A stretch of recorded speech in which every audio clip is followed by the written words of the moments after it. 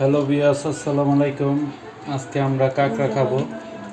কাঁকড়া কিভাবে টুকরা করতে হয়, কিভাবে পিস করতে হয় আজকে সবাইকে দেখাবো।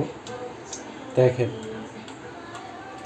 প্রথমত এটাকে ধরবেন, এভাবে ধরে এখানে আঙ্গুলের নখ দিয়ে একটু চাপ দিলেই এই খোসাটা চলে আসবে।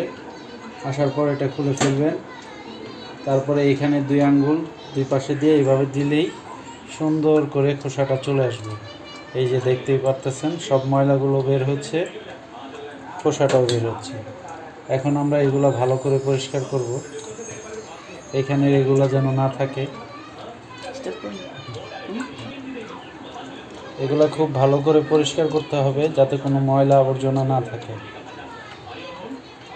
তাহলে এগুলো খুব ভালো করে পরিষ্কার করবেন অবশ্যই, যাতে এই ময়লাগুলো না থাকে। এগুলো ময়লাগুলো হাতে দিলেই চলে আসবে। একটু পানি নেবেন, পানি নিলে চলে আসবে।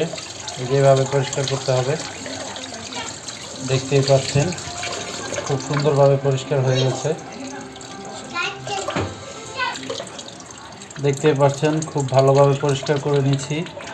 এখন এখানে যে পাগুলো থাকবে, অবশ্যই পায়ের এই মাথাগুলো এভাবে ঠিক এভাবে ধরে একটা কেচির মাধ্যমে কেটে নেবেন।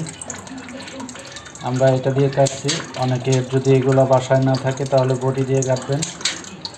দেখতে পারতেছেন কিভাবে কাটতেছি। এগুলো এভাবে ঠিক এভাবে কেটে নেবেন, এই পাশে আবার এই পাশে, দোনো পাশের পাগুলো কেটে নিতে, দোনো পাশের পাগুলো চেক করতে হবে আর ভালো করে কেটে নিতে হবে যাতে কোনো পায়ের সামনের এগুলো না থাকে। এগুলো খুব ভালোভাবে কেটে নিতে পারেন।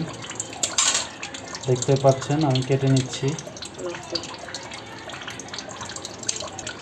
এবার যদি আপনি ইচ্ছা করেন যে এভাবে আস্তই খাবেন, আর যদি মনে করেন যে না টুকরা করতে হবে, তাহলে আপনারা এইভাবে মাঝখান দিয়ে দুই টুকরা